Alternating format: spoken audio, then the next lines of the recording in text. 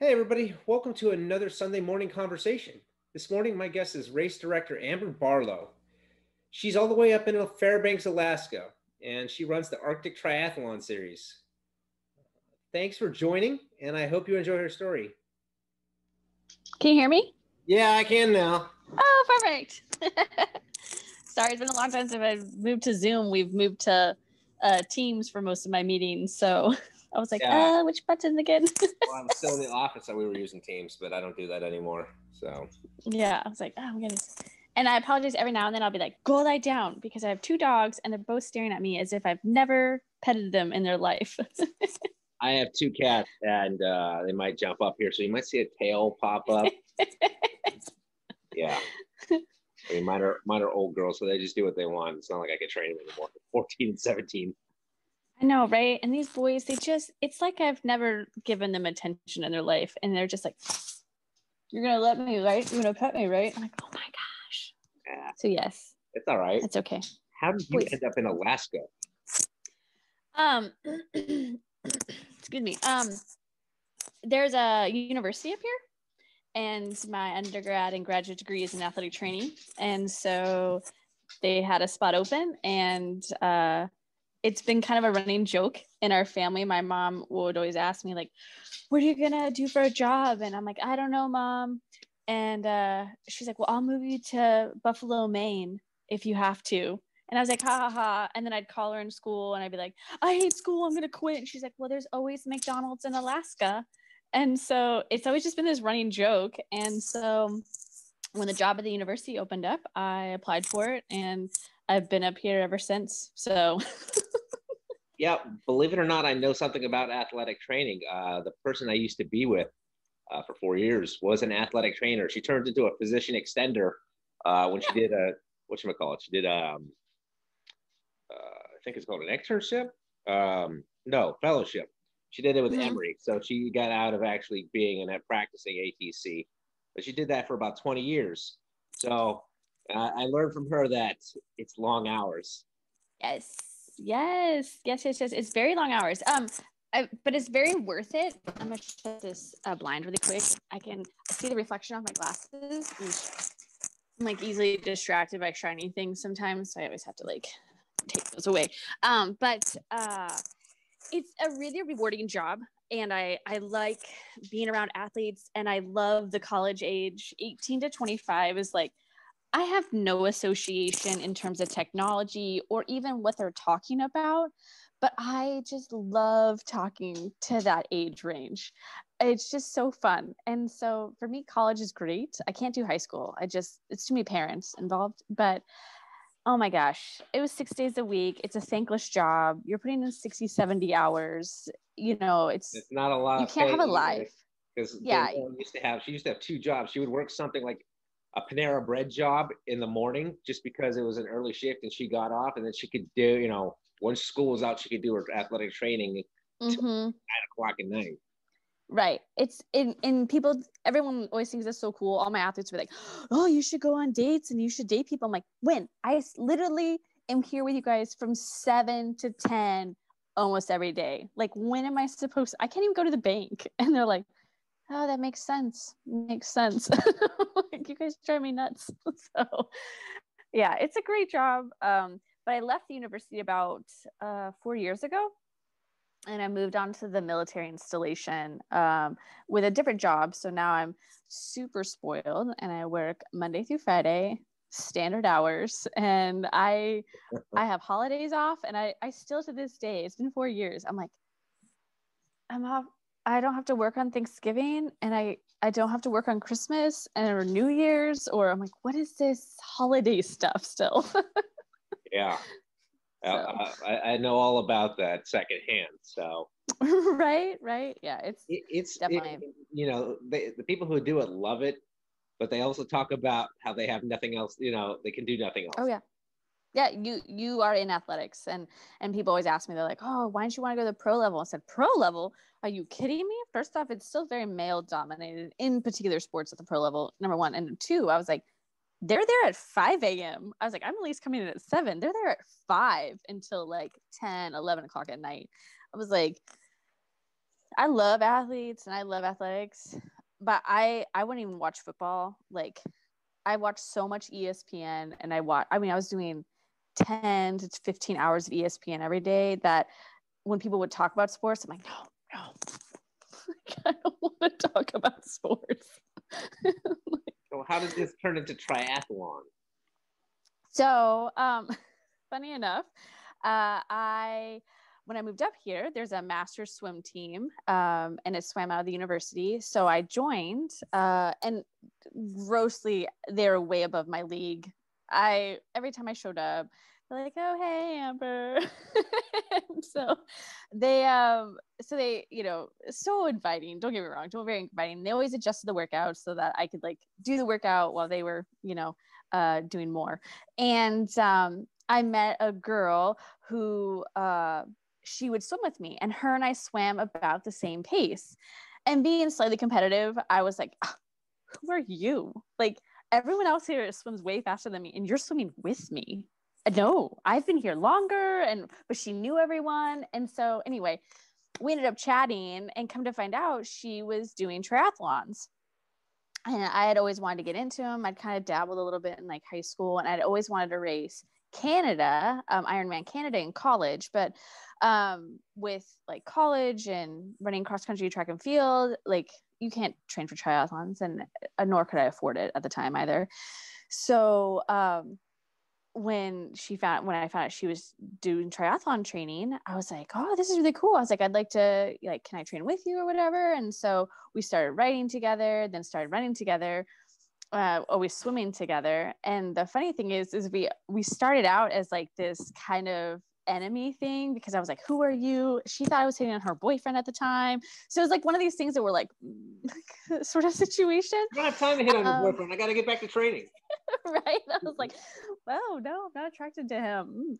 And so it was one of those things like, and so then I ended up doing, at the time we only had up in Fairbanks, we only had the sourdough, which is the 70.3 distance. And so she talked me into racing that. And so my longest ride I'd ever done, I did the week before at 60 miles. And I had to stop because I couldn't breathe, because my back was spasming so bad that I couldn't actually bend over to touch my handlebars. So like, while she is like way far ahead of me, I had to stop and get off my bike, and I was like trying to figure out how to breathe and how I was going to finish this ride, also while processing like, I have to race next week. And if I can't even get through a ride, how am I going to like turn around and run and all these things? And so did the sourdough. And then we ended up, she ended up buying a house, and she's like, do you want to just like be my roommate? I was like, yeah, sure. So it ended up working out great because we became training partners. We signed up for Ironman Canada. And so it's just kind of like spiraled.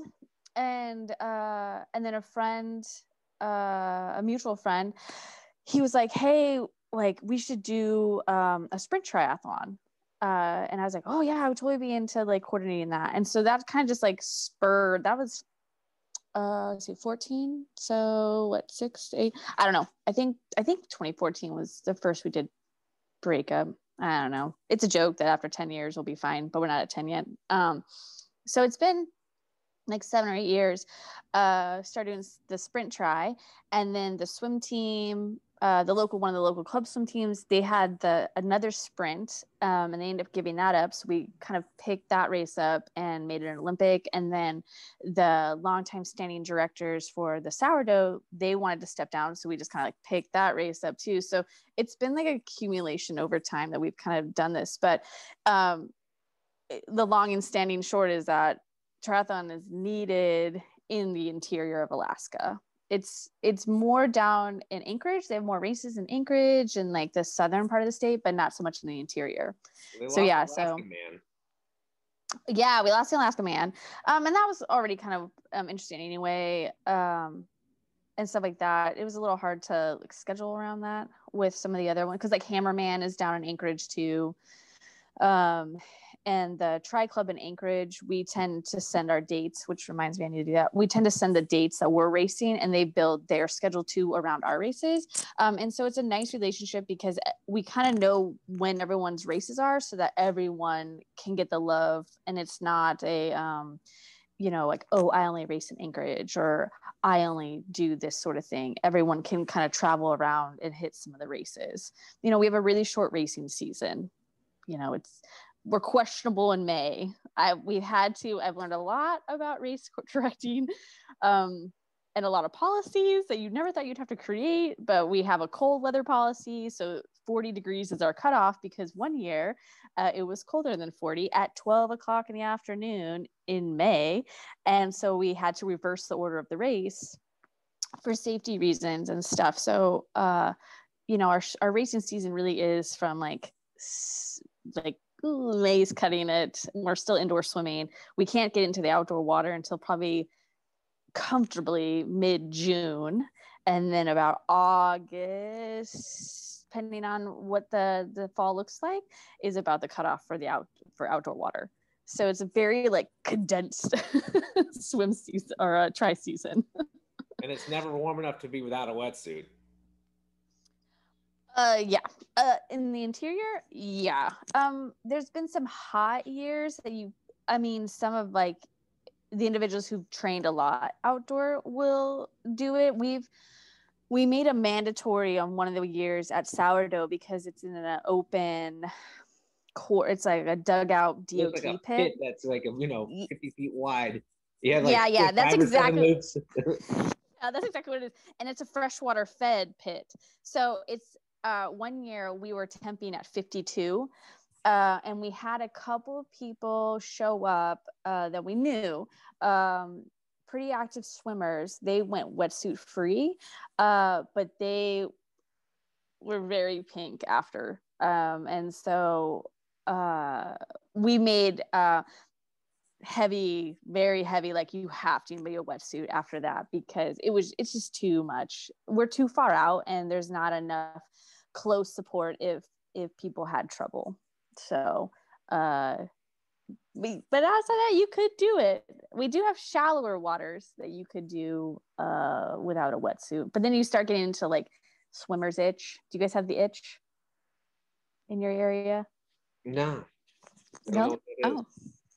The itch is, there's little bugs that live in the, I call them the tulies, but essentially it's just like all the grass and crap at the bottom.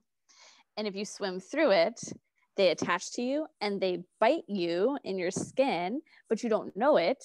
And then when you get out of the water, it's only on the exposed skin. And then when you get out of the water, if you don't immediately like shower off or wipe down, they like burrow in your skin. Extremely itchy. And so we call it the itch. And we're like, oh, the itch is out, so just watch. But it's only when you're swimming through like reeded grassy areas, and it has to be hot.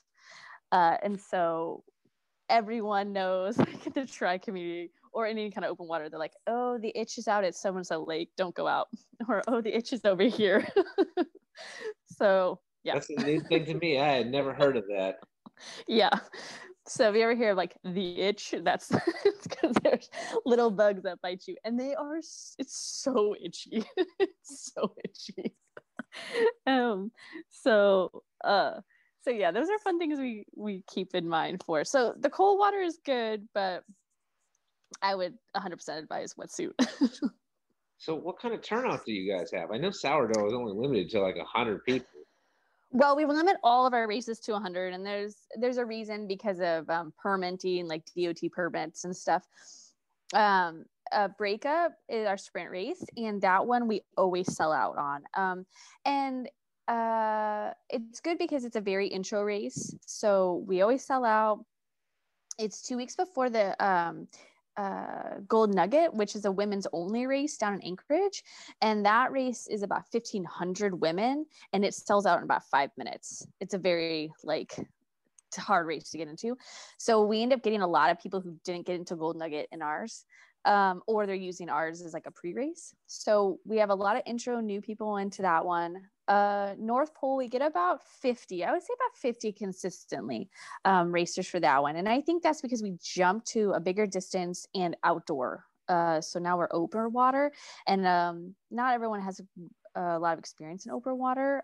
We don't have a lot of open water swim groups or anything like that up here. And so there's a big jump. And then sourdough, it just depends on the year, what kind of year we're having. But I would say with relays and stuff like that, I would say 50 as well. Probably 40 to 50 people or so come out and race. And it's such like, I love the sourdough. Every year I get to the sourdough and I'm like, ugh, another, but then race day happens and I just love it because it's such a family thing. Like everyone knows each other and everyone's cheering on each other and everyone's watching each other's back, and people like, it's out in the middle of nowhere. And, so we have to give moose warnings, bear warnings. We have a beaver that swims in the stupid water that we're having to warn people about, like, hey, the beaver's out, but we got an eye on him, so it's okay. And it's just like a really big fun party at the end. We always do a big barbecue. People hang out, stay, always help, clean up. It's a big, just kind of open lot area. So people come out and camp that night. So they'll come out. And again, we know most of the racers are like, hey, y'all want help like setting up? I'm like, yeah, sure. So we'll help us set up everything. So I like that race. I wish more people would come to, but I also understand like location and again, you're now up into a mile in a very cold water. It can be a little intimidating, but I also feel like a lot of people get their first 70.3. I mean, it was my first 70.3 there because it's hecka cheap. It's $50 or $60, I think, to do a full, a half. And you get to have that kind of experience sort of thing. Then you can make the decision if you want to like pay more money to go somewhere else. That's cooler. I actually was looking at doing that race. I mean, I would have liked to do it next year, except for I had a race this year that is probably going to be the same weekend as next. Oh, yeah. Year. Yeah, so I can't. But I'm like, you know what? I've always wanted to race in Alaska. Like I said, I was with someone, so I had a plan to bring someone. It's like, I don't really have anyone to go with me. I guess I could just go alone. Oh yeah, you totally just come up. It's super fun, and like I said, like it really is a really good community up here. Very tight knit. How many people do you draw that aren't from Alaska? That aren't from Alaska? Yeah, like me. I'm in Georgia. Maybe like 3. And when I say that, it's because they're from Canada. Like Whitehorse. So they're coming up, or they're military. So they're in Alaska, but their registration comes up based upon their their registration address and stuff like that. So, some years we'll have like people from Texas, but it's because they're, stationed up here at, at one of the installations. We did have a girl from New Zealand for a while up here who raced. She was working out at Fort Knox. And so she raced for us for a little bit and everything, but really we're lucky sometimes when we get Anchorage people, depending on the year and what's kind of going on in the state. We may or may not even get Anchorage people to come up. Atlanta's a long way away from state. Yeah, it is. Yeah. And just remember too, you're going to have like humidity and like hotness. And up here we are very, very, very dry. So that's, like one year we were in 80s. I mean, it was 80s. It was so hot. I remember that year was terrible. In which we made sure we had ice available on the course and we pulled all that out. I mean, we try to make sourdough, or we try to make actually any of our races as best as we can to represent like what a giant race could look like. So if you left and went and did like, Ironman or even like a HITS or a Rev 3 or anything like that, where you have like this huge production, we try to give that feeling of like a huge production on a very like intimate, like, hey, like, we're like, go so-and-so, we know you. And we like yell your name while we're driving down the road. And so we try to get that. So when it's 80 degrees, we are all melting. We've had some years where we had to watch for fires. The smoke was so bad a couple years back that we had to come up with a smoke policy. Like, when were we going to cut off the race, or how we were going to mitigate smoke, because it was so bad. The air quality was so terrible up here that year. So we definitely don't have humidity. We just have really dry air and big things that could kill you on the road. That have 4 legs. I mean, how often do you have like animal interference? You just give a warning just to know it's there, or have you actually had like a moose or something like that actually attack someone? We've had moose sightings, like they're on the side of the road. We've never had anyone actually get attacked, but you're always like kind of have your head a little bit on a swivel when you're in certain, like in the areas, just because it's their land. So you're always just kind of like paying attention. We don't get the bear problem that Anchorage has. Anchorage's Gold Nugget notoriously has bears on their route. They actually have troopers generally in a certain section that's like pretty bear heavy. And so they'll do that, but we haven't had, maybe North Pole. Did we have a moose on course? I don't think we did. I think Delta did, but we haven't directly in any of our races had anything big game related, but we have to send out a warning, like be aware that there's a potential that they're out there. And so, yeah. Like I said, the beaver is pretty much our stable one. The beaver in the water. So if you're me and you're coming from, the lower 48, where is there for me to stay around there? Like, I'm not going to be camping out there. I'm not going to be bringing a tent. Right. I don't even know that tent. Yeah. So tourism is a huge industry up here. So most of the state is built for tourism. So we have, because we're also, if you cruise up or cruise down on the cruise ships, so we have a ton of hotels and things like that. So easiest would be to stay in Fairbanks, and we have a plethora of hotels and stuff like that, or a lot of B&Bs. I think there's some VRBOs and stuff here. The race course for Sourdough is about 40 minutes maybe outside of town, I would say. There is a couple lodges out there, and Chattanooga Lodge is out there, and that's about 3 miles from the race course. I've never stayed at Chattanooga Lodge. It's very Alaskan. I think Chattanooga is great. It's a super funny place. But it's if you're looking for the Alaskan experience, Chattanooga Lodge. I know the Aurora Lodge is out there too. I've known people who've stayed out there and had really good things to say about the Aurora Lodge. But if you're looking for like in town near people, Fairbanks is going to be your best bet, and it's going to have a pretty selective amount of hotels. Due with COVID, I have no idea what's going to happen with that, but I would say book early, because like I said, tourism is a big market up here. So with all the cruisers and things like that, I'd say get a hotel as early as you can, along with a rental car and stuff. Worst case scenario, if you're coming up and you're like, I just can't find a place, we could always just put a call out on the Facebook page and be like, does anyone have a camper or something that this guy could crash in so he can come race? And undoubtedly someone would probably be like, yeah, sure, come hang out with me. I'll crash on the couch with your dogs, huh? Yeah, right. You can just cuddle with the boys. They like a good cuddle. So yeah, it's a really good community for that reason. I mean, so with not having races this year, is that going to hurt your production financially, or is doesn't make or break us? So everything we do, all the money that comes in goes straight out to the races. So if it came in, we just refunded it straight back. We don't start purchasing anything until like March. Our registration's open in February. By then we have a pretty good idea of already some numbers already. And since we were already kind of discussing pretty early on what we were going to do with COVID, it really didn't make an impact to us for it. And we made some pretty good decisions fairly early a couple years back.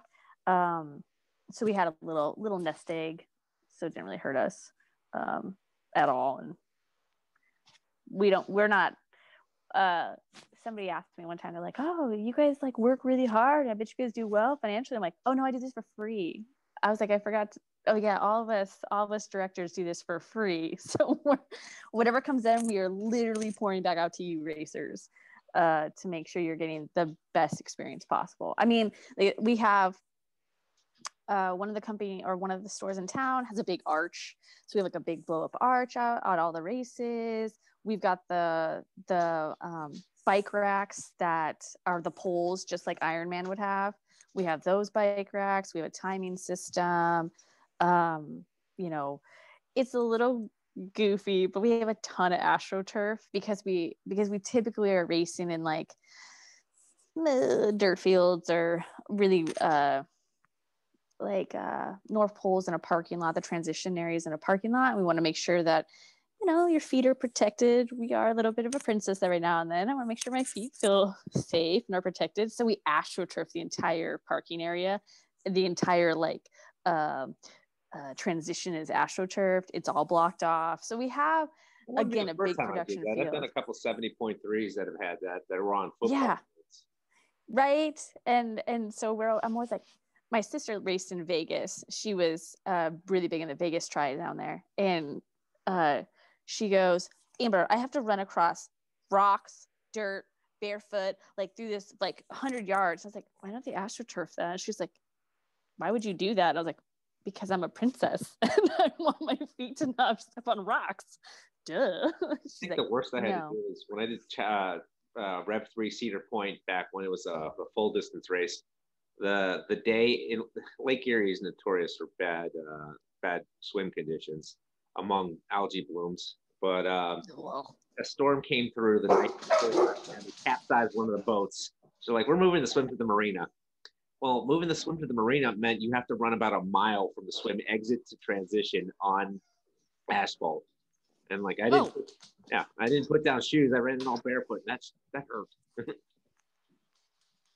Boys, relax. There's nobody here. Back up. See? Okay. The sourdough is definitely one we'd want to have.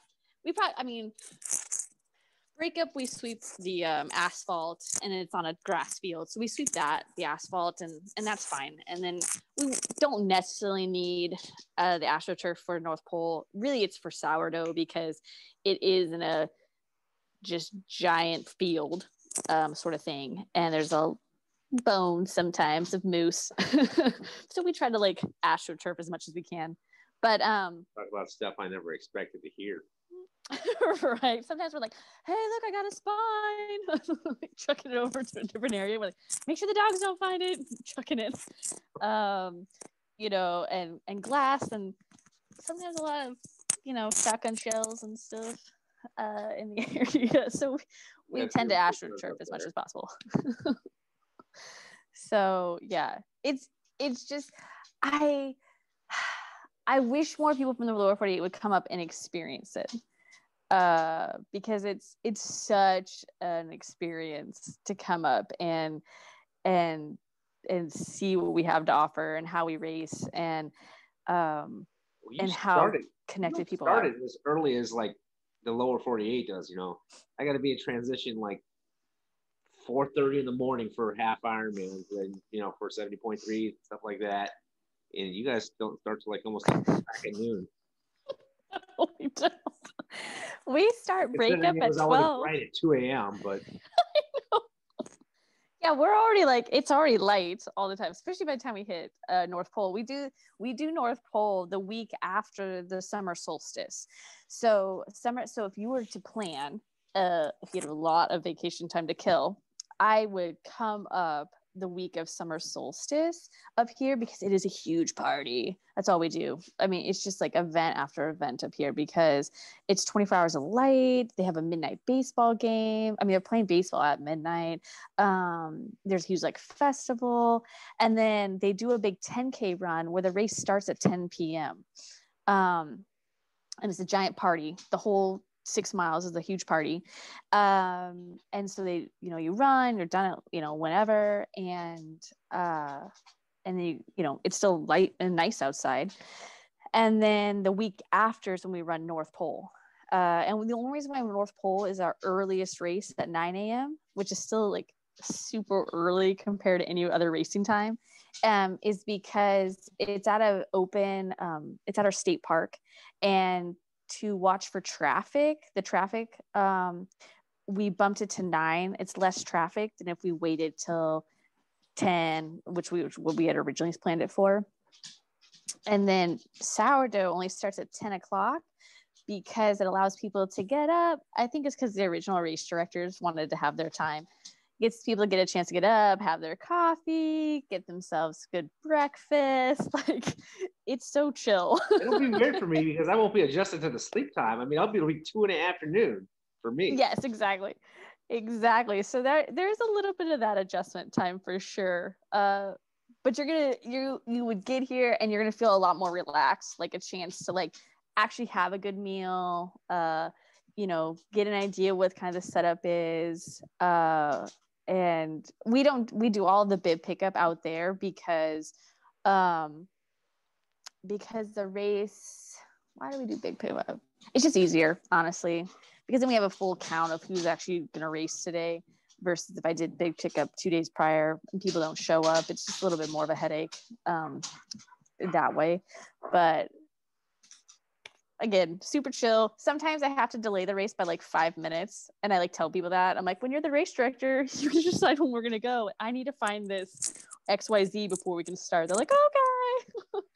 And and we have to do hand signals because my clock is the timers on the other end of the quarry pit. So I'm like standing on this giant mound of dirt with my arm in the air, and then I'm like waiting for them, and I'm like, go, and that's our sign that we're starting the race. From the other side of the pit with an air horn. So I also will have my arm up. I have a microphone on a traveling PA system that I have. So I usually have a microphone, and depending on how many things I can hold at the time, I will sometimes blow a whistle at the same time. So it's like whistle and go and drop and all these things happening. I don't like air horns. They're a little too aggressive for me. And when I'm looking down at the racers and they're all just watching me for my arm to drop anyway, we tend to be just fine.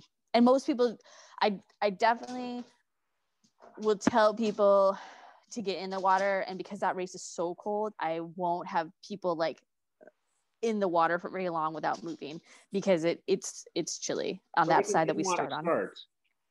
Huh? Is it an in-water start then? It's an in-water store, yeah, because everything, the whole that's built into a pit. So I'm like standing above it, and there's no way to do an individual entry. So everyone gets in at the other end of the pit. So everyone gets to the other end, swims down to the start, and everyone kind of just huddles in the corner right there. And then I'm like, okay, is everyone ready? And I was like, yeah. And I'm like, okay, ready. And then they you go. still about 5 loops. Yep, 5. Yep. That's about it. And you have to keep track of your own loops.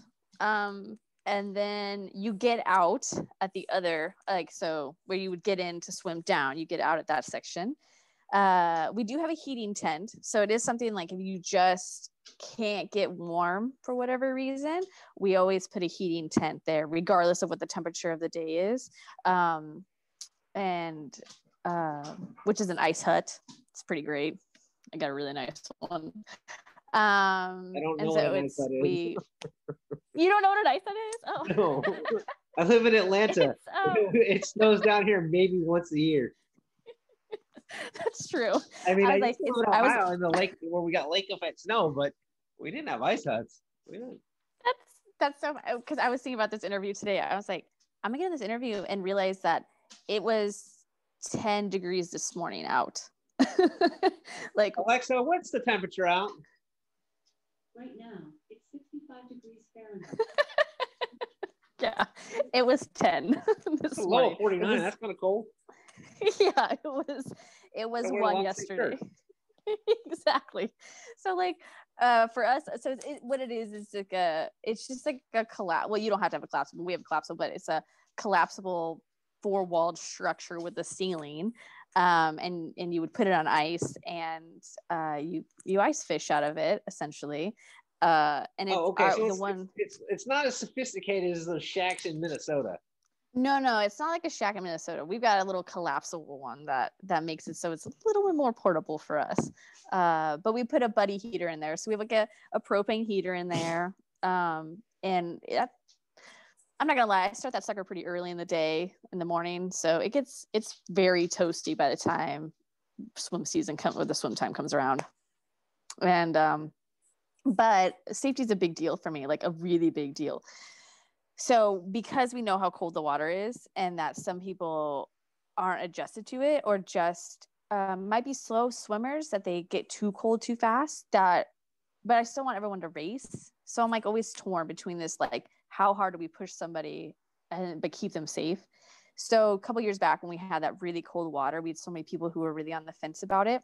So we offered up an alternative that if they get out of the water early because they're too cold, or they're like, I just can't, then they can continue racing. However, they take the swim time of the last swimmer. So they would technically not get recorded into USAT because they technically didn't finish the swim, but we still give them a time at the end. But we just give them the time of the last swimmer. And that we just make it that way because safety is a big deal, and I don't want people to push themselves or put themselves in a situation that is dangerous for them. But that they still want to race. So a couple of years back, we did have a couple of people who got out early, that we just were like, hey, we're just gonna give you the last swim time, like spend the time you need to warm up and do what you need to do to be safe, and then get on out there and get on the bike and go for your run. And that, I think that makes some people feel a little more comfortable too, that they're not just like oh, well, I got in and I got cold or whatever, So we always have that kind of as like, hey, don't do things that are stupid, that we're out, 40 miles from town. I have to drive like 6 to get cell service. So let's not do dumb things. So, just be aware for the cold water. That's the hardest thing to train for, is like the cold water. And then because the water's going to be about 85 degrees or so in the middle of July and down here. No. Maybe warmer than that. Yeah, I did Coeur d'Alene, the half, a couple years back. That was the last year they did the full. It's back. But oh yeah, because it's a beautiful course. Oh my gosh, it's so pretty. But I did the half that year, and so everyone had been talking about how cold the water was. I was like, okay. And I show up and I get in the water to do like a swim, and I ran into another friend of mine who I didn't realize was racing down there, and I ran into him, and we both got in the water, and I was like, this is really hot. Is this like, what's the temp? And everyone's like, oh, it's like 65, 70. And I was like, oh God, I don't know. I'm going to need, okay. Like, it's too hot in here. But like I said, we allow booties for our race, and we allow neoprene swim caps. We don't allow gloves because like more flirting already lines with some of that allowance, but we do allow buoys in the swim cap, the neoprene swim cap. And then a friend of mine recommended for cold water, I haven't tried this, but she recommended putting earplugs in, because it helps keep your ear canals warm, which helps with your equilibrium, so you're not as dizzy with the cold water. Because that tends to be, when I swam the year we were like 52 degrees, I was swimming along and I saw a lady having some big problems, so I stopped swimming, and I was like, hey, are you okay? And she's like, I'm freaking out. So her and I swam together, but she was much slower than me, so my body temp cooled off too fast. So her and I got out, and we got out. I was so disoriented. I was like crawling out like I was a drunken sailor. I was all over the place. And so a friend of mine later told me, she's like, swim with earplugs in and it'll help keep the ear canals warm. I was like, meh, okay. So you can always, it's hard to practice with that, but I have no recommendations on how to get colder water for moving from 85 to like 52. Well, I would have to, it's honestly making an ice bath would be the only chance I have. But like the closest thing to cold is like at Georgia Tech. There's the competition pool is 77. That's about as cold. I mean, Yeah. but I mean, I've swam in 55-degree water, Lake Logan up in the North Carolina mountains. It's in the lake is mountain fed river. So, but you have to exit through the river. So once you get underneath this bridge, the temperature just drops like 12 degrees. Yep. Because So there's no, yeah. yeah. I mean, if you can practice swimming as much as you can in the cold, and then, or at least getting comfortable being in a full wetsuit, because you're gonna want to be in a full. I race in a shorty, so I race in a sleeve, but I have sleeves that I put on up to, so I have my shoulders open because I don't like fulls. You don't like, so I have sleeves. You don't like the constriction. Yeah, I'm not a good enough swimmer that I can't constrict. I need all the range I can get. I came into the sport as swimmer, and I have a full sleeve wetsuit, but like when I have my skin suit, I have no sleeves. I mean, it's kind of like a fake claustrophobia. I know it's not really there, but I don't like, the idea of feeling restricted. Yes. And then it's like here, and you're like, I can breathe, and you're like pulling in your neckline all the time. Well, I mean, you got to make sure, like for me, part I don't like is you got to get it right up to your crotch and right up to your armpits. Yep. Really not feel that. And it's like, you just got to be real careful when you do it. Otherwise, you get a fingernail in there. Yep. All of that. Or you get your, like mine, I have like right where my neck Velcro sits. It grabs just enough of my little baby hairs. Every time I turn to breathe, it just rubs and rips. I'm like, this is gonna be a long 2 miles. I'm like I put Body Glide on the back of my neck. Oh yeah, it doesn't even help. Like I try so much of that, and I'm like, well, here it is. Just know that your neck's gonna be just ripped up by the time you get out of the water. I'm like, oh, whatever. But I mean, so you can do it, but maybe just feeling comfortable in a full with all that extra. And like I have booties for sourdough. They're probably a size too big, so they do drag a little bit. But I'm like, well, my feet are warm, so it's kind of like that trade-off. I don't know. It's gonna be tough to drop the temp, get that temp drop, but as long as you feel comfortable. And we have had people who come out, and locals will go up and swim in it. I always advise them if they're gonna go swim to at least message the group or one of us so we know, like, hey, they're leaving to go out there, and then like, so we're at least aware, somebody's aware that they're out at the pit, because it is tucked up off the road, and again, it is cold, and if you have a problem out there, no one knows, sort of thing. So again, I'm a super safety nerd. That's that athletic trainer in me. Like, I'm always worried about athlete safety. I told you this when I joined. I know. I didn't know if you saw it. Oh yeah. So the rest of the course, like the bike and the run, when I looked at it, is pretty flat.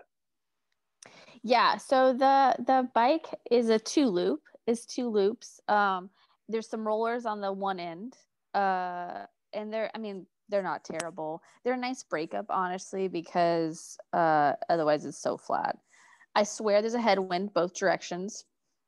Doesn't matter if you can even feel a breeze that morning. You're like, oh, it's a beautiful day, and you get on the bike and it's like, and you're like, where did this wind come from? So it's flat, but it's 2 courses, aid stations on both ends, which we typically offer just water. Sometimes we'll have some other snacks out there, and there's people out there. And then the run is 2 loops, condensed of the run course. So sometimes we'll have bikers and runners on the road at the same time.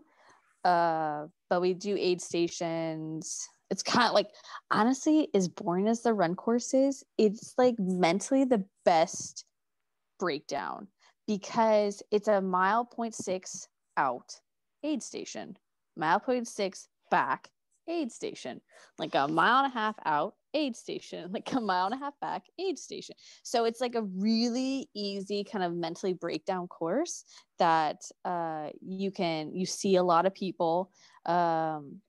constantly. So it's nice. Not a from ton that of people. standpoint. Sometimes you get spectators, family members who become volunteers unbeknownst to them. So there's like maybe 30 people and then the racers. I won't lie, that's probably more that showed up on Ironman Maryland run course. There's like maybe a couple hundred people in the middle of town, but for the rest of the run course and definitely on the bike course, because you go through some kind of wildlife refuge, there ain't nobody else there. Those boring That was how Ironman the hits race I did in Grand Junction was. I was out. There was nobody. There was no lights on the run. It was I blew up in the race. It was horrible. But I was like, I'm gonna die from a coyote out here. There's not a soul out here. And the only thing I can see is that like small little light in the distance, which I know is an aid station. Outside of that, it was pitch black, like farmland. I was like, I'm gonna get eaten by a coyote. In Colorado. Okay. Yeah. And that was another fun race. Terribly, I blew up. It was so bad. It was so cold. I was not prepared. But I know what you mean when it comes to spectators. I was like, there's nobody out here.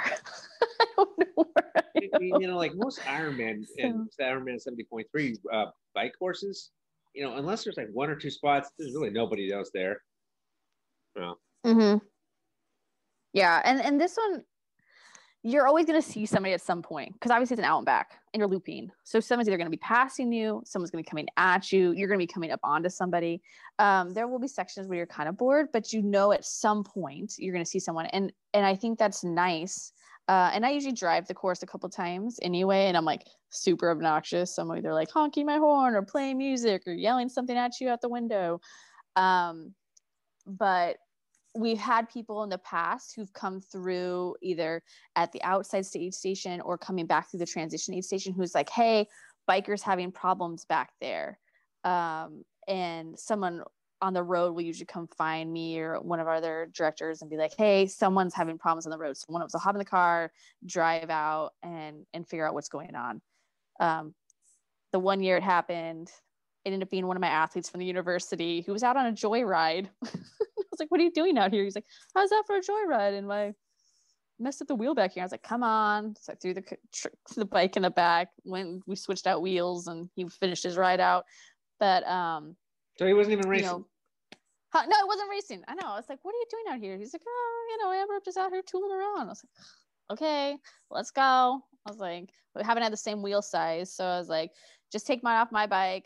I'll, text me when you're done or whatever. When I get back to town, we'll connect up and we'll switch out wheels again. He's like, okay. So, he's out tooling around on a ride. But we've had people before had problems. Breakup this year. I convinced a soldier the day before the race to sign up for it. And he came out. He'd never done triathlons ever. But he's like, yeah, I could do it. And I was like, yeah, I think you can too. And one of our directors, her husband, went out. He had his bike that day. So he went out, he found him on the bike course. His seat had broken. He was like pedaling, standing up the whole time. So he was coming back in. So my friend's husband's like fixing his seat and then get him back into the course. He got lost on the run. I felt so bad for him, but that was like an out and back on the run. How did you get lost? I know, right? I was like, how did you get lost in the run? But I was like, okay, man, like I literally talked you into this yesterday. So I understand. But I feel like with sourdough that everyone is watching out for each other. They're like, hey, are you having, do you need you have a flat tire? Are you having problems? Especially some of the older racers who've been racing for a long time. If they know their race is a bus that day, because like I said, my friend Jana, she's one of the directors, her husband, huge racer. He knew he was like blowing up that day, that he was having a terrible race. He like helped put someone's tire on one time. And he was like, oh, I stopped because someone was having like a mental meltdown. I chatted with them for a while. He's like, then I got back on my bike and I like kept going. He's like, I knew my day was a bust and stuff. So I feel like everyone really helps each other out where they can. And tries to support one another as much as they can, like, hey, are you doing okay? You need anything, sort of thing. I also feel like our aid stations are really awesome because I like good aid stations. So we always take recommendations from any racers who are looking for particular things. We have a smorgasbord of food at like every aid station, because everyone likes something a little different, you know. So again, we try to give that big production feel for a very small field of racers. Do you put porta potties out there, or is it just kind of like take your chance with the moose? Right. So we do actually. We pay to have porta potties brought out from Fairbanks, brought out there, and then we were gonna try it this year. One of our consistent racers, her husband, I want to say it's her husband. Yeah. Her husband owns a trailer of showers, of portable showers that he brings out to the firemen that come up and fight all the wildfires. So he brings it out to them, and he offered to bring it out to Sourdough. He's like, let me know if y'all want me to bring out my trailer, and I'll just park the trailer over here and people can like shower and wash off after the race. And we're like, what? That's so fancy. I was like, we got porta potties. That's about as good as we thought we were going to get. I'm not going to lie. I have been one to swipe hotel like bars of soap and then jump in the lake or the river afterwards and, you know, do the whole Happy Gilmore thing. Yeah. I mean, yeah, we have a lot of people who can. You got me clean enough to want to sit in the car, so.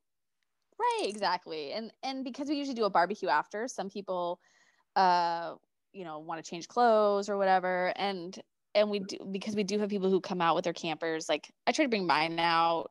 I couldn't do it last year because I had to haul out the actual supplies last year. But I have like my camper will come out and stuff, so people like need to hop in and change clothes or whatever. But yeah, we do have porta potties on course. However, it is you and the moose. So I know what bridges to pop off at. There are some state parks though along the way, like state parks that have camping grounds that do have like outhouses and stuff there. So worst case scenario, if you're like, no, I need something a little bit more hardy, you can pull off into one of those and they're fine. But and our bike course is not on chip seal. I don't know. Do you guys have chip seal? What is that? Oh. Chip seal is when they take ground up asphalt and they rebuild the road using ground up asphalt. It's like riding if you were a heavy machine equipment operator where you just like vibrated all day. That's what riding chip seal's like. You just vibrate the whole time you're on it. And it makes riding really suck, like a lot, because you're just vibrating all the time, like everything on you vibrates. But the bike course, that whole road got redone with like real asphalt like a couple years back, and so that's what I tell people. I'm like, if you hit chip seal, you are no longer on the bike course. Turn around and come back. And so, which I don't know how people blow by our volunteers who are at that corner, but whatever. Anyway, so it's a nice smooth road you're on, just a couple of outhouses. We have the porta potties at the transition site. And yeah, I love the sourdough. So what kind of awards do you give for it?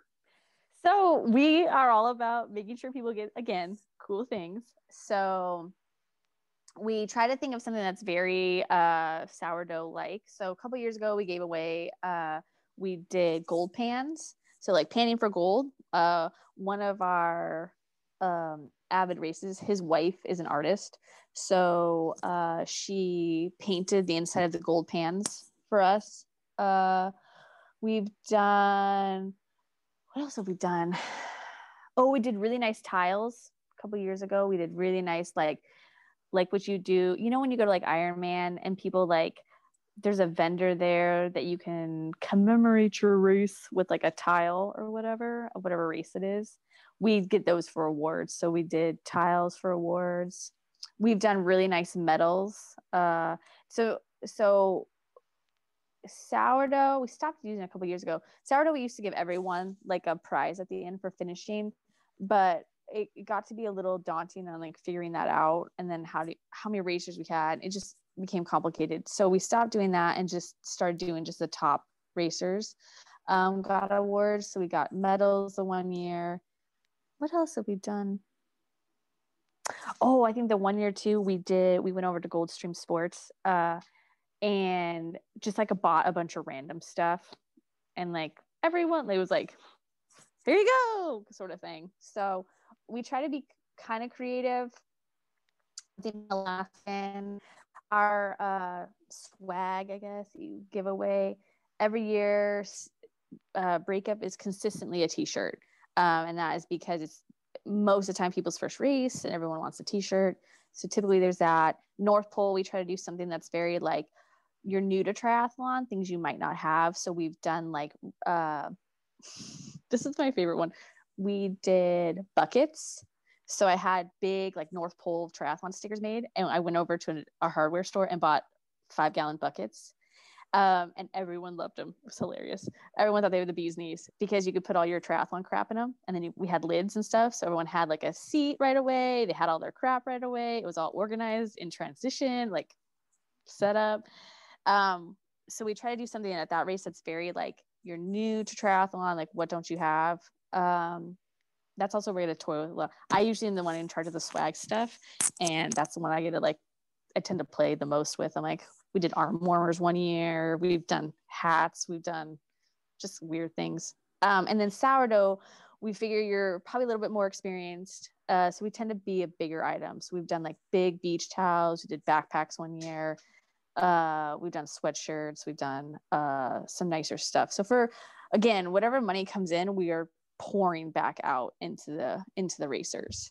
And so we try to be creative on, I really want to do swim buoys. I keep getting kicked back on that idea, but I really want to get like individual swim buoys for everyone as a swag gift to just maybe help promote more people to do open water swimming, but give them that safety line that there's like, you know, if they need something to hang on to, and then people can see them too. So I really want to try that again. Pitch that idea back out like, hey guys, we should do this for safety. Hey. So that's what I'm definitely trying to promote. So that's typically what we tend to do for our racers. Awards again are just creative stuff. We have done a big like banquet at the end of the season, and again, one of our racers' wives, she made pottery for us with like little medallion things. Saying, you know, you finished all 3 races and stuff like that. So again, we try to be creative. Yeah. So do you just want to say, do you do any type of photography for the race, or you just have everybody else take pictures and tag you later? Just about that. So we have for breakup, it never fails. We always have somebody who is like, you know, somebody's spouse or whatever is like, oh, hey, I was over here and I just started taking pictures of all the racers. How do you want me to get it to you? I'm like, thumb drive, CD, email, I don't really care. And so it never fails. We always get stuff. And then I am terrible at photos. I should never take photos. I am lucky to get my photo on my camera to just take a picture of me, let alone others. And but I'll try my best to like snap some stuff and whatever other people kind of collect. And I basically just tell people, I'm like, post it on Facebook, on the Facebook page, you know, tag us in it. And then I take those photos too, and I put it on the website, or we, you know, make sure we put them in more of an album collected area. So our website does have like a, you know, years of photos. It's just tends to be a hodgepodge. Yeah. It's just like, it's definitely a hodgepodge of photos. We did have a photographer one time, a friend of mine, she offered to take photos of breakup, and they were awesome. They were so great, but that was her and her husband. They dedicated the whole day to taking those, and then she edited all of them and gave them to me, and I was like, this is amazing. But outside of that, no. So why is sourdough called sourdough? Oh, because so that's Alaska terms. So you're either a Chichaco, and a Chichaco means you have not done a winter here, or you are a sourdough in which you've done a winter here and you're sour, but you have no dough to leave. So, I got it. I got it. It always takes everyone a minute for that one. They're like, what? They're like, I'm sour, but no dough to leave. Yes. And so you're either Chichaco. So it used to be Chichaco sourdough. So your first, like first year, you're, kind of repeating. So we just come up with a sourdough just for tradition. I think they released like 27 or 20 years old. So it's just been a long-standing name. And hence the reason why, I don't know if you ever looked at our logo.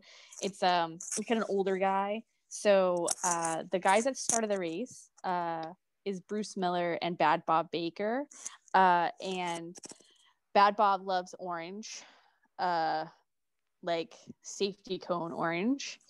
And so the logo was always of like an older guy, and it either had like mushing in it or a dog or something in it. And there was always orange incorporated somewhere, whether that the name was in orange or the person was wearing orange or whatever. And then when we took over, I liked the old man kind of logo, but I've always liked the logos. Logos are a big deal for me. I feel like they market what you're doing. But I've always liked that one. But I've always liked the logos do. I know, right? They're totally marketing. But here's the key. So how many race shirts do you have that you're like, this is how I know? It's the race shirts that you're willing to wear to the gym because you're like, I don't care if I sweat or this gets ruined while I'm painting the house. And then there's the race shirts that you're like, this looks nice with a pair of jeans and I can have a beer with my friends, right? You have those race shirts because we all have those race shirts where you're like, I don't really care if this one gets ruined, versus like, I like that one. That's the shirt I want. That's the logo and design I want, are the ones that you want to wear out. I won't lie. I think I only have one, maybe two of those. Right. I mean, all the ones that I got from the Iron Man ones, it's they're like a dime a dozen. I've got this one's not an Iron Man one. But that's what I'm saying. But that's how you know you have a good. That's the logo I want. It's not the logo that's like super generic or whatever. It's the logo that you want to like show. And so that's what I shoot for. So when we took sourdoughs, I wanted to make it kind of snarky. And so I have it where he's like drowning in the water and he's like bent over his bike and he's like crawling through the finish line, because I think it's hilarious, because that's exactly how we always feel. We always feel like by the end of the swim that we should be saved by a lifeguard, because we're like, I don't know if my arms are going to make this. And then you're on your bike and you're like, why did I sign up for this race? And then you get to the run and you're like, I just had to finish at this point. You know what I mean? And you're just getting yourself across the line. And so, but we kept the older man in it, because I think it's important to keep tradition, and tradition was with the original logo to have the older guy in it. So I think Bad Bob and Bruce came up with sourdough just because it's a very Alaska word. We just kept up with it. Alaska word, because I've never heard it before. Well, there's like sourdough pancakes and stuff. You guys have to have sourdough pancakes, right? I mean, sourdough bread. I knew sourdough the bread. I'm like, why is they naming it after a bread? Right. So yeah, it's a very Alaska term for that. So you would be a Chachaco because you have not done a winter here. And so you'd be fresh. So what is a winter like there? How do I explain a winter to someone in Atlanta? You can keep in mind that I have seen snow. I've seen it snow 6 feet before. So okay, so the state. So Alaska is a state. Yeah. Let me show you my hand. Okay, so cool. So like the webbing of my thumb area, that would be like the Anchorage area. So they're gonna get that heavy, like the wet snow. Like they're gonna get more of the wet snow. So like the webbing of my hand and more towards like my thumb, mid thumb area, that's all gonna be like Kenai, Homer, like Valdez, stuff like that. So they're more wet. They're warmer, wet. So their triathlon and winter season is they still meet as groups, and they do a lot of fat bike riding together, and they'll like do like swim workouts together, or they'll meet at someone's like garage and like work out together. Cross country is very big down there too as well. But in reality, like Anchorage winter is like 20 degrees. They might get some like 15s. It's windy down there. It's coming off the coast, coming off the water sort of thing. But if we move, so like mid-hand, let's see if I can do it. Like, dang it. I get what your mid-hand is. Like boop, like right there. That's us. So we're 350 miles north, and our winters are very dry. Like skin, you can see the moisture being sucked out of your skin dry. And we get a lot of snow, but our snow does not make snowballs. So our snow is dry snow. So it's the kind that when it snows, you can just like, whatever. And so you're constantly just like, ugh. But our snow stays. So like last year we had a really terrible winter, which sucked, not only with COVID, but everyone like is complaining in April about like, oh, I'm stuck inside, or oh, but I can't go anywhere. I'm like, you can go sit in your backyard because it's 70 degrees. It's 30 degrees where I'm at. So I'm inside. And so I was like, but so our snow stays a long time. It's dry, it stays. And the cold, because we don't really have wind, it's just a dry cold. I like to gauge the temperature based on how fast my eyelashes seal down or my boogers freeze. So if you walk outside and you walk from your house to like a building, or from your car to a building, and my eyelashes freeze down or are freezing down, it's at least -40. If I walk out and I'm like, oh wow, yeah. Or you walk outside and you're like, and you can like feel like everything freezing through your nose. You're like, yeah, it's definitely -40. I'm gonna say that one that begins with a C. I'm not staying a winter with you guys. Yeah, right. So the winter it's definitely enduring. You have to like embrace it. But this is what I also tell people. It's just cold. So you can always add layers. In the hot, like you can only legally take so many layers off in public. And here you're just like, I was adding another layer on. Who cares, Yeah, I was told by a guy who worked at the Antarctic Research Station. He's like, there's no such thing as bad weather. You're just improperly dressed. Yeah, that's really what it is. I mean, if you're dressed right for for what you're doing, you can go do anything. I mean, I take my dog out at -40 walking. It's not a long walk, but it's a walk, and he has booties. He has a coat. I'm always, coat, ice grips on, like clothes, and we go out walking. And so you definitely have minimal skin exposure. I'll tell you that, because every year we have some people who do freeze when they're out and about because they're not properly dressed. But yeah, it's hard to describe. It's just, you just can't know until you've like felt -40. The coldest I've been is -50. And I still had to go to work and still had to function through life. But it's just cold. -20 is probably the worst I've ever done in Ohio, and that's probably like a rare occurrence where you get one of those Alberta clippers that just come down. Right. And you just it's cold. And so, but the funny thing is once you've hit -50 and 40, when it goes to -20, you're like, oh my gosh, it's so hot here.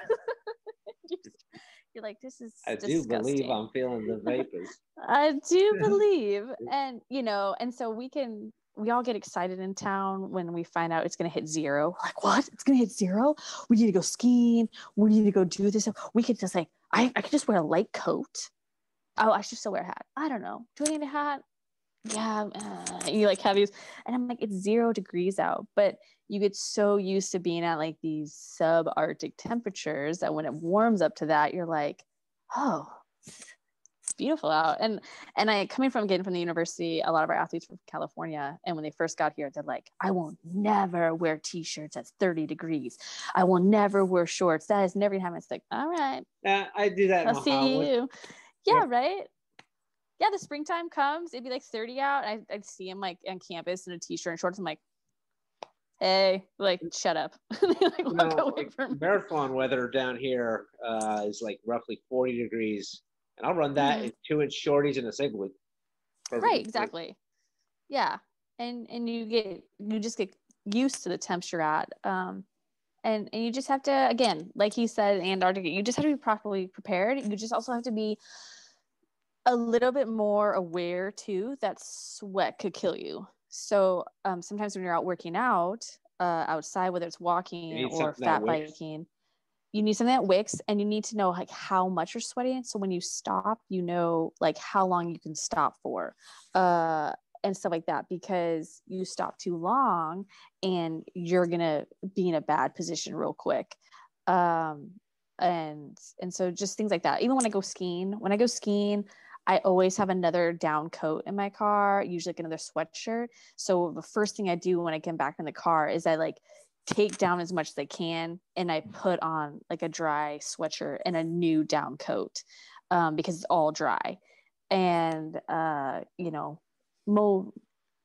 everyone, but auto starts are a big deal. So you're usually like skiing and you're like, oh, I'm close enough to auto start my car. And you like auto start your car. So by the time you get to the car, it's warm. I used to have one on the Monte Carlo. Oh my gosh. You know what? People have them down here for a different reason. For air. When it gets too hot. Yeah, for air conditioning. I know my sister had one for Vegas. She's like, auto start for air conditioning. I even have a seat, or I have my seat warmers, and my steering wheel is heated. Nothing beats a heated steering wheel. I will tell you that. I used to didn't have think one of you those in the would. Leaf. Oh my gosh, totally worth it. Totally worth it. I'm like cradling the steering wheel. What sometimes. do you drive? Like, it's so hard. I drive a Dodge 1500. Okay. Yeah. So I'm always like cradling the steering wheel. I'm like, you're so warm. It's so pretty.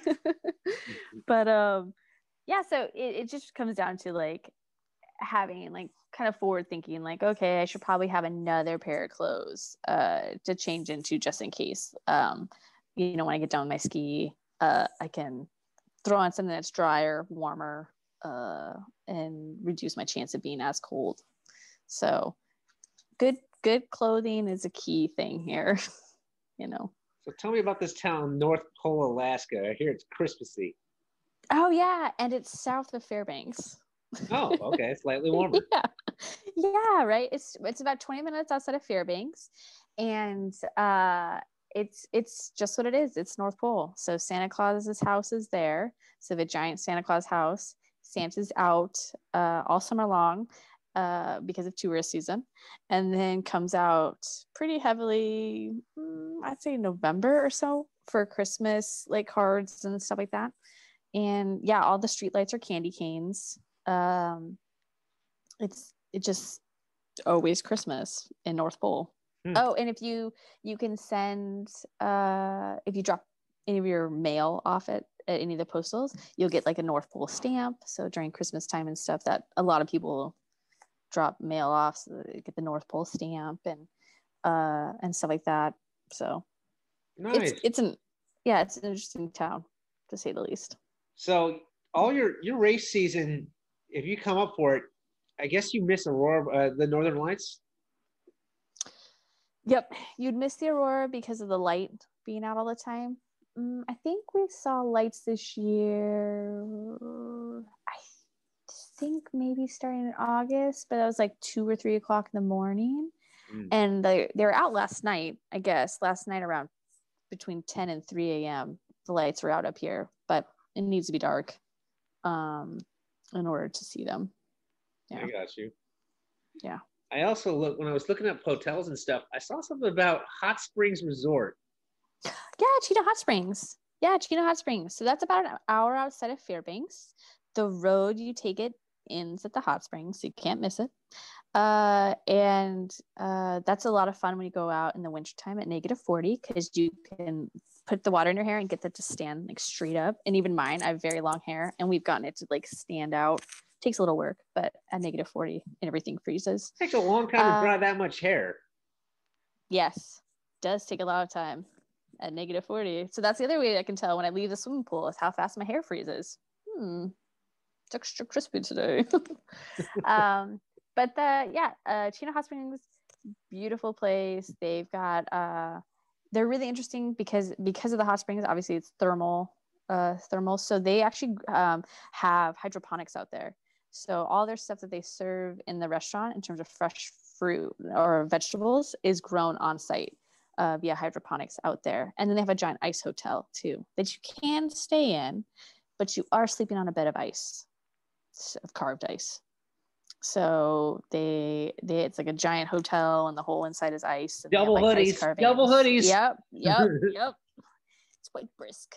Yeah, that's how it was in winter in college, where it would get, maybe like below 0, 10 degrees, but you still wouldn't turn on the heat.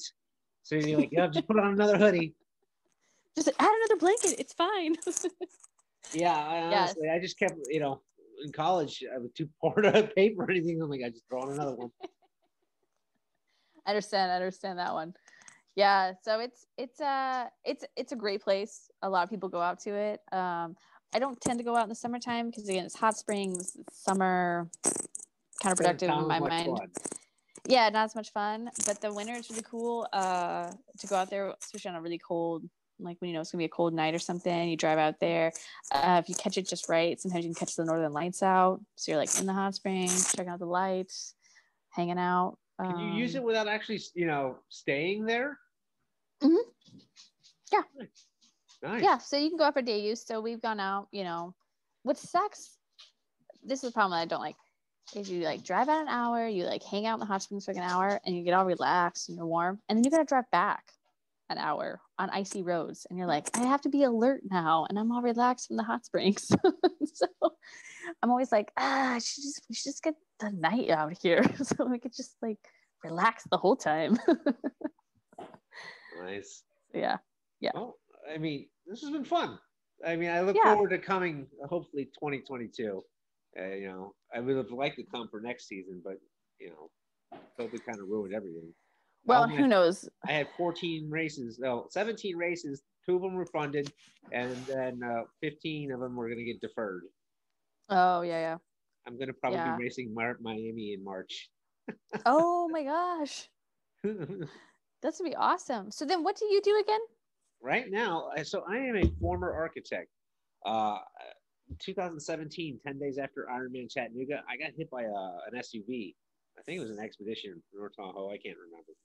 So they hit me going about 50 miles an hour head on. And it kind of, I tried to get back to work after that, but I couldn't. I ended up with a TBI out of it. So it's been an interesting 3 years. So right now, all I do is I wrote a book. I keep a blog, and I do my YouTube channel, which is triathlon/TBI stuff, and it just continues to grow. I'm like, well, I guess this can turn into something.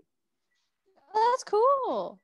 Yeah, it's not cool about the TBI, but it's cool you at least found an alternative. Well, you know what? It all started with the book, and I started keeping the book for one because I have memory issues. I'm never going to remember this when I finally go to court because COVID has delayed everything. I'm not going to get my trial till at least 2022. So that'll be almost 5 years. And you're asking a guy to remember, with a TBI, remember stuff that happened 5 years ago. So that was part of it. But, I wrote it for my ex to kind of read my mind because I couldn't speak her language anymore.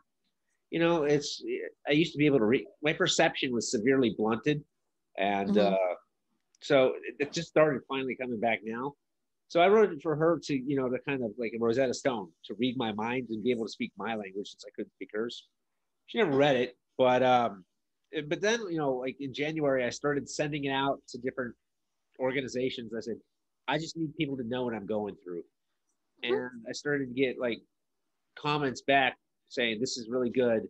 Because I had a lot of writing experience over the years, like different styles of writing, grant writing, proposal writing, report writing.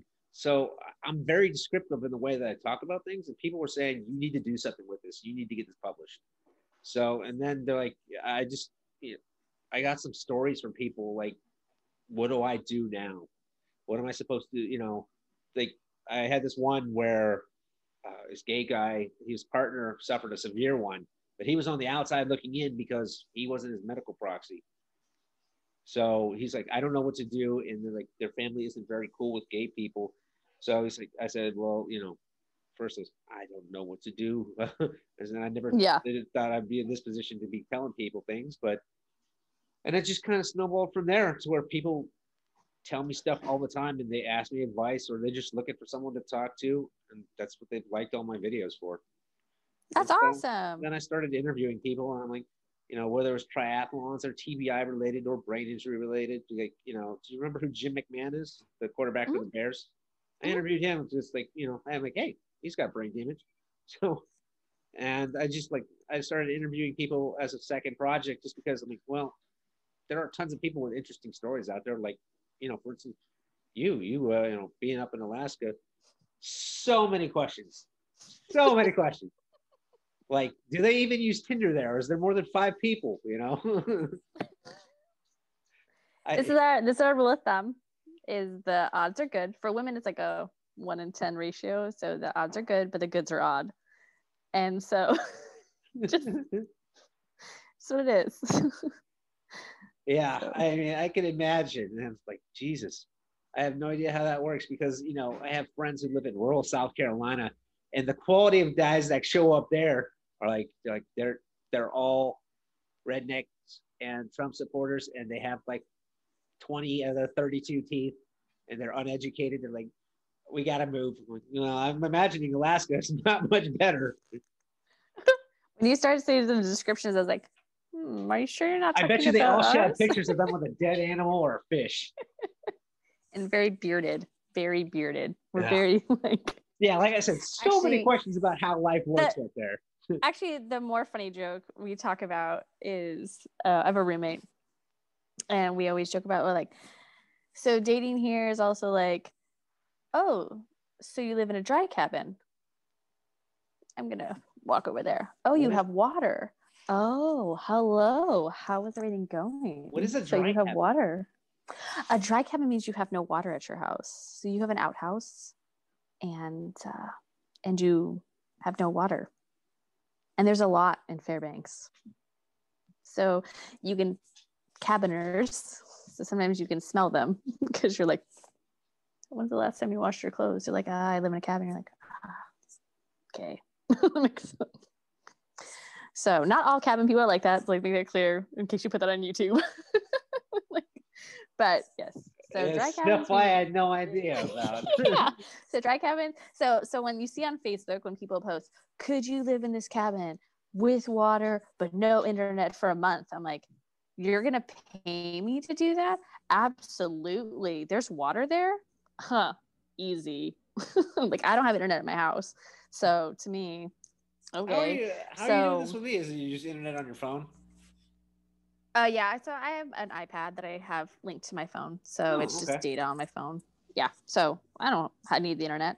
And so yeah, so dry cabin would be that. If you're like a semi-wet, so if you're ever looking for apartments and stuff, and they say like, oh, it's like semi-wet, it means you have water of some kind, whether that's a toilet or just a sink. Like, you have some kind of water. You can also haul in water. So if you're like hauling in water, which means either have it delivered or you're hauling it yourself. So yeah. So imagine when you're like talking to people and they're like, oh, I live in a dry cabin. You're like, cool. That means cool. Okay. So imagine going to an outhouse at -40. If you have a nice friend who has an outhouse at -40 who happens to be in a dry cabin and they have foam, oh, that's a good friend. Because you to put foam down on the toilet seat. That's pretty nice. Yeah, or some of them have like I feel very comforted. You should be very fortunate. You should feel comforted because you can have a honey bucket, which means it's just a bucket inside your house. So at -40, you get to go inside your house. You just put a lid back on it. So in the morning, you take care of it later. So it's a honey bucket. And if you have like a really fancy outhouse, you have like a switch in your house that you can turn on a heater. So you like flip the switch on, wait, like 10 minutes or whatever to let the outhouse heat up, and then you can go out to it. Sometimes you can get a discount on rent. If your outhouse needs to be replaced, some landlords will give you a discount to dig a new hole to put the barrel in to build the new outhouse. I've had friends who've gotten discounts on rent because they dug their new outhouse. You can, it's just like, looking for apartments here or homes here is like a whole new world of the things you look for. So are you gonna stay there like the rest of your life, or are you gonna come back down? Oh no, I struggle because I grew up in Colorado. I love Colorado. It's beautiful. I miss my friends and family, but I hate people now. I've learned I'm a very social person, I'm really and not I will. that bad, but Yeah, I will talk to tons of people, and I will talk to you, but I just don't like always being around people, and I feel like Alaska, or at least Fairbanks and Anchorage have very different kind of like personalities, and everyone will tell you like, and if you go down to Anchorage and you're like, oh, I'm from Fairbanks, they'll go, Fairbanks, and you're like, yes, Anchorage, and sounds like Mean Girls. and yeah, kind of, you're like, and so it's not materialistically driven, and that's what I think I like so much about Alaska, is that you don't feel like you have to be wearing the newest thing. You don't have to have eaten at the newest restaurant. We just got Sonic just got here, and there was over 100 cars waiting on our main like highway area or whatever, like over 100 cars waiting on the side of the road just to go to Sonic. That's how big of a deal it was here. And it's been here for like almost a month now, and it's still like lines of cars. So like, I just don't feel like there's a materialistic drive here to like have the newest and the greatest and the most coolest thing. And I appreciate that, because I feel like sometimes when I go home, I can feel myself get sucked into this like, oh, we should go eat here, or oh, we should go get this, or we should do this. And I'm like, why? I don't need, I don't need that. And so I like Alaska for that reason. I like it that I can go hiking and not see a soul on the entire hike. I can be gone hours and not run into anyone. Yeah, see, but in Colorado you go to a hike and it's you and your like closest 10,000 friends, and up here you can go days depending on the hike you're on and not see anyone. And so that is another reason why safety to me is such a big deal, because of situations like that. And everyone up here is so helpful, especially in the winter. If you see someone broken down the side of the road, or you see something, like, you pull over, because at -40, if your car isn't working, your car is freezing, and it's not like you can stay warm in the car. And so you pull over and you're like, hey, what do you like? Do you need to jump? Like, what's going on? Because a lot of the time your battery just freezes. Jump people. So it's a super helpful place to be at. We're not probably the greenest place either, because at -40 you leave your car running while you go grocery shopping, because you can't keep it warm. You know what I mean? Like, I can't keep it warm. So like, we plug in our cars to keep, like, I have 4 heaters on my car. I have a battery heater, a transmission heater. I have a trickle charge on my battery. I have an oil pan heater, a heater for a block heater for a block, and I have a transmission heater all on my truck, I plug it in every night, and we have it set on a timer. So it's about probably 2 hours before I go to work. It turns on to heat those pieces up. And then I still have to auto start in hopes that my truck's gonna be warm enough by the time I try to leave for work. and even then, when I drive away, if it's been at -40, your tires are like blocked. It feels like you're like a Fred Flintstone car, because you're like burr, burr, burr, burr, burr, burr, because the tires have kind of squared out a little bit as you're driving, so until the air gets a chance to like move around in them. So it's such a place to live, and the things we talk about on a normal everyday basis, you just don't get anywhere else. Again, like, when you have to have a talk with your friends about poop stalactites because your outhouse tank was installed at the wrong angle, so now everything is like frozenly coming up. Where else can you have a conversation about that in the real world? I don't think I ever heard of such a thing. Exactly. No one ever hears about that. But here it's like, oh, your outhouse got built wrong. That sucks, man. So you do have an outhouse then? I do not. I have water. Thank goodness. I have water, and I have water, and and I'm actually on natural gas, which I'm like one of the few houses. So like I'm very happy where I'm at. You're But spoiled. I have had exactly, I am spoiled. I am very spoiled.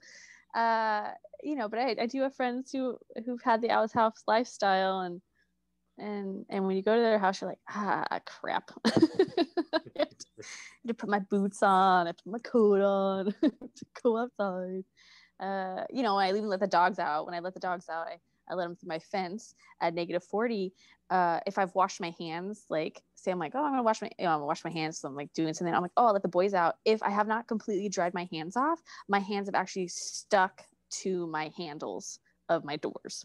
Ugh. So I go to let the boys out, and my hands will stick to the metal of the things, so of the fence.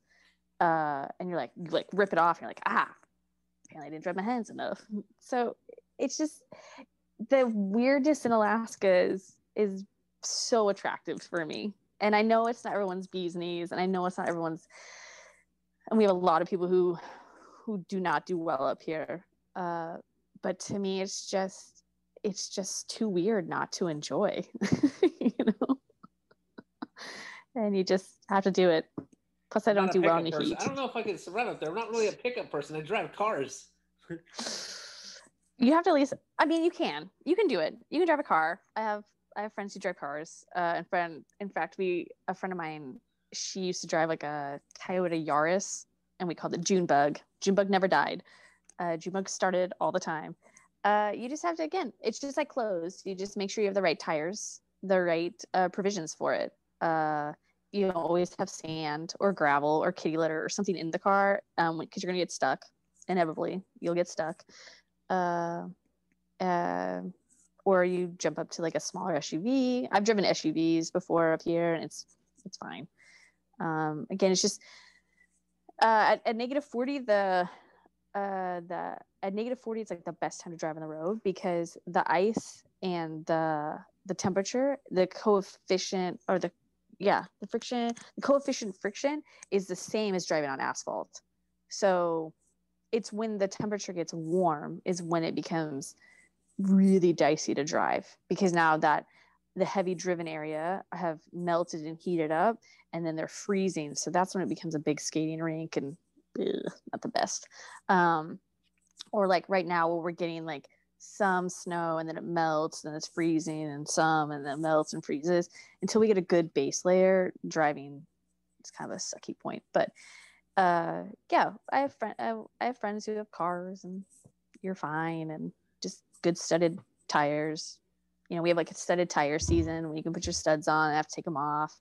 Some apartment complexes, you can only open the windows between a certain season, set of months. We do have a tourist season. It is May 15th to September 15th. That is the designated tour season, and that is when hotel prices and everything can change. Anything outside of the season is usually cheaper. So you're like, oh, you're coming in April. Perfect. That's outside tourist season. You're going to get a good rate. Oh, you're coming in July. Oh, it's tourist season. Well, your races happen to be during tourist season. I know. They're all in tourist season. I feel so bad, too. They're all in tourist season, except for Breakup. That is before tourist season. So that's nice. But yeah, it's just, you know, I've been here for 12 years, and I didn't honestly think I was going to be here that long, but it just sucks you in, and you don't realize you've been here the time, because it's so beautiful up here. Even in the winter, it's just beautiful to be in. So I mean, I don't know, I could spend all day talking about Alaska and how pretty it is. I'm sure. You know, obviously I'm a chatty person. Hey, look, I'm pretty easy to talk to. You don't have to hate me, right? I should let you go, though. We've had a good conversation. I appreciate it. Perfect, because my battery just told me that I'm about to die. Oh, so great timing. Using your iPad. So yeah, I appreciate you reaching out. Like I said, if you have any questions, it's myself and Jenna and Ron. We all, the three of us, at this point right now, we might pick up a few others, host all the races. So we're actually meeting in next week to start talking about 2021, start planning out, get people excited, stuff like that. Oh, And hopefully this does something for you. I mean, something. Yeah, it'd be cool. Like I said, it'd be cool to get more people to come up and just at least to see how pretty Alaska is and what it has to I offer. always wanted to come up to Alaska. What can I say? I'm not dating anyone, so nobody's going to complain about a race is not a vacation. What are you talking about? Race is our vacation. That's Exactly. the reason why That's what my philosophy is. We do cool stuff. Like, I think we should go to Hawaii. What race is available to justify going? Of What course. time of year is it? There's a race in June. Yeah, there's a race up there, right? Yeah, well, in fact, I went to Sitka because my sister found the Change Your Latitude race, which is an open water swim race in Sitka, and a very popular race. Mm-hmm. Yeah, and it's a really popular race. And so she called me and she goes, "Hey, I really want to do this race. Do you want to go to Sitka?" And I was like, "Duh. Of course I want to go to Sitka." And she told my parents about it. Like, my mom's like, "Oh, I think we come to support you on that race. I think we should come up there and support and aid how we can." And so my parents have really embraced racing as well. My dad started racing. So to my mom, she doesn't race, but she's the best cheerleader out there. And she kind of looks forward to, she has like her whole race day set up with her chair and her bells and everything she needs to be a race champion, cheer champion. And so now my parents, they travel around for races that my dad likes to do, and they support my sister and I when we want to go race somewhere fun. So they've come to a lot of events with us. That's like, oh, I could go to Coeur d'Alene. Sure, that sounds nice. And so, and I have my best friend, her and her husband race, and he's in the military, and so wherever they're at, she's like, "You should come out and visit. We can go do this race." It's never like, "Come out and hang out. We'll go have dinner or whatever." It's like, "Come race and come on out." So I think that's what makes it fun, and so I hope more people would plan their races, around a cool trip to Alaska. And like I said, if you plan it right, you could hit up like Hammerman down in Anchorage, which is usually the week after sourdough. But I think this year, because sourdough's so late, it'll probably be the week before. So you could hit up like Hammerman and then come up to Fairbanks and do sourdough. Like I said, we try to coordinate the Alaska races to that everyone can maximize, that the whole state gets a chance to be promoted and stuff. So yeah, like I said, I can talk triathlons all day. People kind of nerd out on like, yeah, I think I'm a big dork, but we all do it. So loving Alaska is a big deal, and then being able to incorporate something like super fun like this is really important. So yeah, at least you don't have to have studded bike tires, right? I do. You do? Yeah. Actually, I don't own them. A friend of mine, they sell them. You can have studded bike tires, and especially for the fat bikes, they're nice, studded ones. But yeah. You should talk to Tyson Flaherty. He has done the IUT. Essentially, he's done the Iditarod course on a fat bike, and they have a race. I heard of Iditarod before. It's the dog sled one. Yeah, but this one is the exact same course, but on a fat bike. And Tyson has raced it several times. Really talented racer, so he's gotten really big into fat bike riding and stuff like that. So there's a lot of amazingly talented athletes up here, and people I don't think realize that because we don't leave because we like it up here. But so there's studded tires, fat bike riding. I mean, you name it, we've probably come up with a way to be in the snow in it. Really, that's what it is. That's nice. So yeah. Well, thanks again, Amber. I appreciate it. Yeah, of course. We'll be in touch. Have a great day. Yeah, well, mine's almost over. You're still early. Oh yeah, mine's still. Yeah, I'm like, it's still time to go get a workout in. So. I still have yet to do mine because I sat around and watched football. So I'll get around to doing it. Hey, yeah, right. I know. I'm like, you have to get it done. I had an event today, but I was like, just come home, do the interview, go do your workout. Then you can sit on the couch the rest of the day because it's not like you're going outside. Yeah, it may be 65 degrees here, but I'll still sit on Zwift. Oh, that's true. Oh, yeah. See, You know what? I have found that I enjoy the bike trainer a little bit. I hate the bike trainer and I like it. I like it because, I can get off and go get a snack if I need to, or go to the bathroom, or get some more water in my water bottle, and I don't have to worry about a flat tire or being eaten by mosquitoes if I'm out there. So I've switched more to the trainer as well. So I understand the trainer. I get you. Yeah. But anyhow, I'll let you go. All right, bye. Talk to you later. Bye. Thanks, guys, for watching another Sunday morning conversation. If you liked what you saw, please do like and subscribe. And if you want to see more of them, click the little bell notification and it'll tell you whenever I post another one. Thanks again, guys.